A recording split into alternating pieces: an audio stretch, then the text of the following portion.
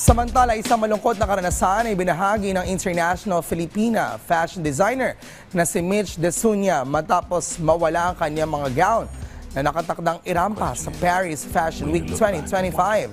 Ayon sa kanyang open letter, lumipad siya mula Manila patungong Paris noong October 1. Dala ang buong couture collection na likha ng mga Pilipinong artisan at mananahi. Pagdating niya sa Paris noong October 2, nadiskubre niyang nawawala ang kanyang mga bagahe. Agad siya nag-report sa claims counter at nag-fill out ng lost baggage form. Ngunit hindi na naihabol pa ang mga damit na sana'y ilalakad sa runway. Dahil dito, laking panghihinayang ni Desunia na hindi napresenta ang kanyang Pinoy collection kasabay ng kanyang pagkadismaya.